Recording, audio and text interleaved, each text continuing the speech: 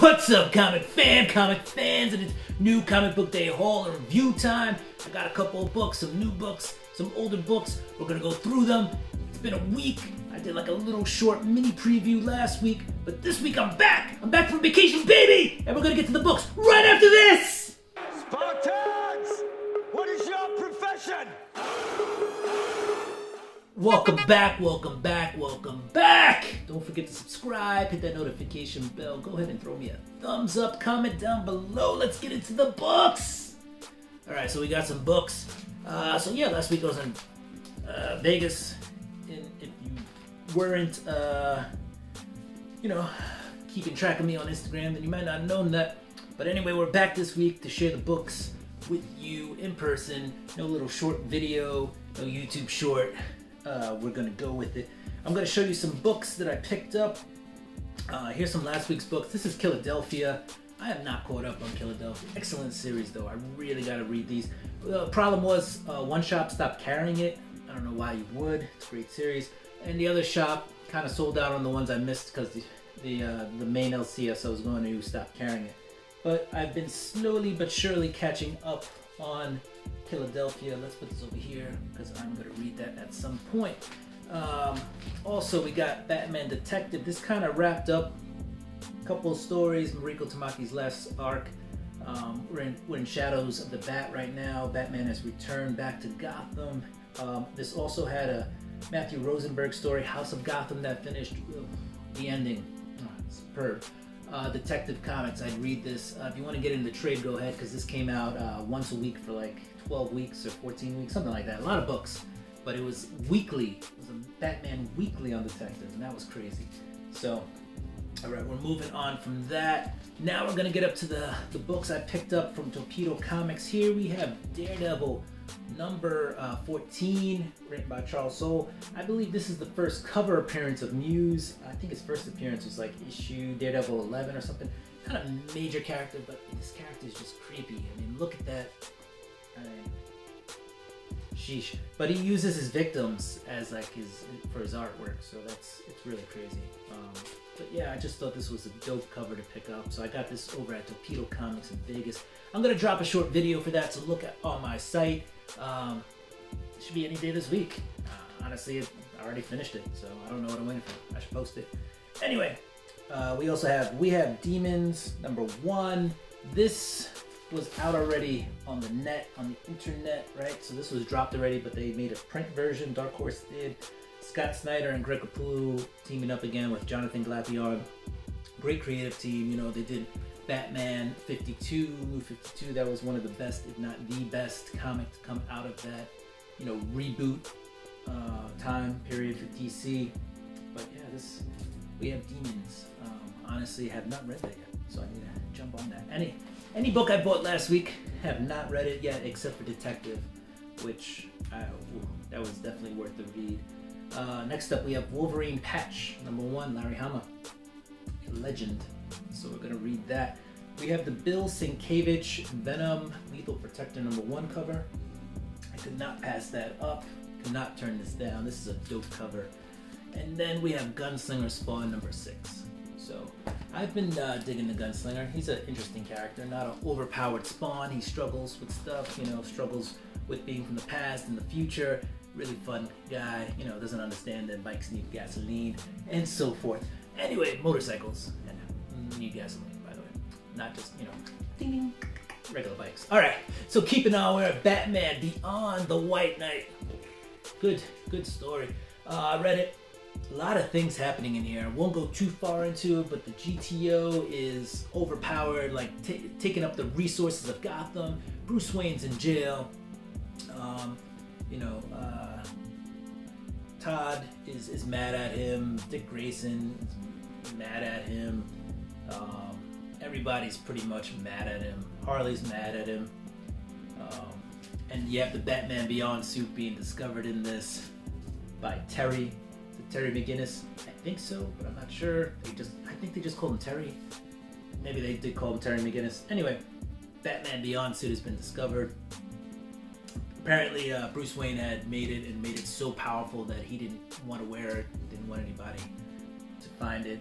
He probably should have just destroyed it. Instead, he left it in his bat cave and they found it. So anyway, a lot of stuff going on, and the very end of this this issue is the classic cliffhanger that keeps you hanging on, wanting to get to that second issue. So if you haven't managed to find this, go out and find it and get it. Apparently there was some shortages on issue A. Honestly, I'll tell you what, I got to both my LCSs out here, and both of them got all the deliveries. They just said it came in a separate order, so that it really wasn't a short. It's just they didn't ship on time, and then a lot of the books got shipped later or are still being shipped. So apparently stores are going to get them. It's not a printer shortage as much as it is a delivery shortage.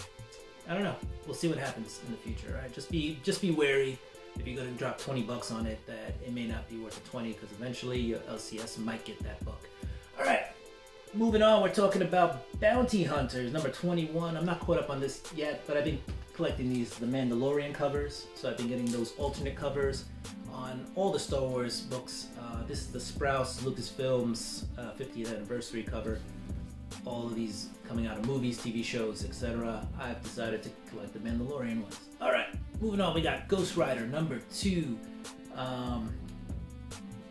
Yeah, Johnny Blaze. He's escaped a town that was holding him in prison, made him think he was, had a family, kids, had a job working as a mechanic, and found out, nope, that's not real. Escapes the town. Now he's trying to figure out, there's something wrong with his brain. He's got stitches in the back of his head. He's not sure what's going on. The Ghost Rider takes over. He kind of forgets what's happening. He's there. Ghost Rider is all but forgotten. Ends up going to this pretty sleazy motel in this, and as you know, sometimes they're not the best people in motels. Anyway, that motel ends up on fire. He's driving away. He's being followed by the FBI. They think he might be a bad guy. He doesn't know what he's doing, but it's an interesting book. I'll stick with it for another issue, see where it's going, and then I'll make a decision on it. Art's really good. I think the writing's done really well. It's a horror type of book in some ways, so horror, drama.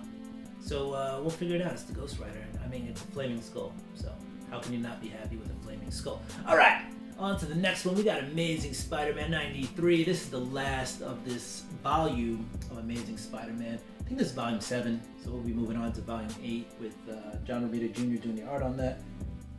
Mixed reviews so far on that, but we'll see where it goes. But yeah, this was a good ending to this book. We got Ben Reilly becoming a new character, in this book. Even my local comic shop guy didn't know that. I was like, yeah, Ben Reilly gets transformed at the end of this book, and then I was like, stop looking at it in front of me. I gotta get home and read it. Anyway, I couldn't, not pick up the Gleason webhead variant, so I got 2 copies right here. One webhead, one not, because you got to pick up those webheads when they come out. The original is still the dopest, but this is not a bad one. Right? Doesn't this look like Anti-Venom a little bit, though? I'm just saying. But this could be the, I didn't compare it to the Ben Reilly character at the end of the book, and that could very well be the same thing. All right, next up, we've got the Hulk number 5. And I think, if you stood with it to this moment, you might have gotten a little bit of a payoff. I don't know. Still debatable. But it was a good issue. I thought it was a good issue. It's been crazy. Sometimes you're like, what's happening? I think this one kind of tied things together. With that being said, I did get the Pepe Larraz 1 in 25. I couldn't resist. Just look at that face. That dark face. And, it's just an awesome 1 in 25. For me, anyway. I just thought picking this up was worth it. So anyway, that's the 1 in 25 Pepe Larraz variant. We got the Hulk with the dark red eyes. I don't know. Yeah. And it looks like I'm covering up the price tag. It probably was. Actually, I didn't pay that much for it, but I don't know. This time I just felt like keeping it secret. Keep you guys wondering. If you wondered how much I was paying for it, just hit me up on Instagram. I don't care. Just play games, guys. Anyway, next up we got Miles Morales, Spider-Man. Let's get through these books. Why am I wasting so much time? So much of your time. All right. Anyway, this is number 36. Solid Nomed's writing this, and Peter's looking for, you know, his uncle, formerly known as the Prowler. And anyway, he's, you know, not convinced. I guess he's dead, so he's trying to follow him through all these dimensions to get to Uncle Aaron. And it's zany. Anyway, this is wild. You know, you don't know who you're gonna come across in these books, and so when you do these kind of interdimensional books, you know, Spider-Verse books, this is Miles Morales, I guess, version of the Spider-Verse. And so, you know, you get to see Spider-Ham in this book. Yeah, and there's some other Spider-Men. There's some other characters that came out of like the Exiles book that was written by Solid Men.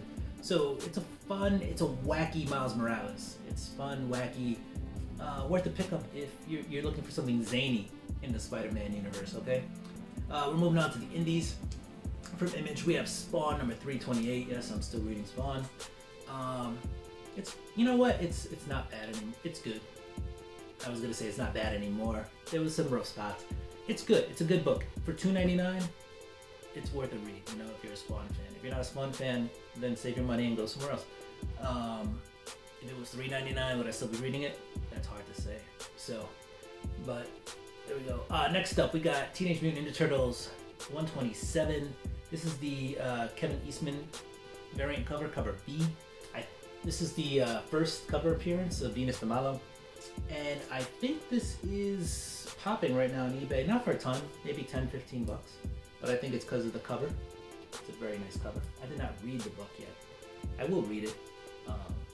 I'm actually 10 issues behind on Teenage Mutant Ninja Turtles, but I'm reading that, like, you know, in the past online, so I'll catch up to that at some point. And then last but not least, we have the return of Erica Slaughter with Something is Killing the Children number 21. I was supposed to get the one per store unlockable store variant, and my comic book shop guy forgot to order it. Anyway, he showed me his order. It did say 0, so he just plain old forgot, even though I asked him for it about a month ago and reminded him about 2 to 3 weeks ago. And then I went on vacation, but by then it would have been too late anyway. It was already gone. You know, it was already past FOC, but I reminded him twice before FOC. Still didn't get it. And he had it written down. Anyway, so let me stop wasting your time. Let's get through this last book. Something's Killing the Children. Good book. There's an introduction of a new character, a little girl. She's had, you know, that traumatic experience where the monsters, you know, eat your family. And there's a bunch of characters trying to console her, and then Erica Slaughter shows up and she's like, hey kid, wanna talk? And you know it's on after that. So that's the beginning of this new arc. Alright, so we had that first arc in Archer's Peak, then we had the kind of origin story, or the origin story of Erica Slaughter, and now we're back in action with a new town, new characters, and we're ready to rock and roll. Alright, comic fans, that was my new comic book day haul and talk and review and just showing it off, all that awesomeness. I'm so happy to be back. I'm back, baby.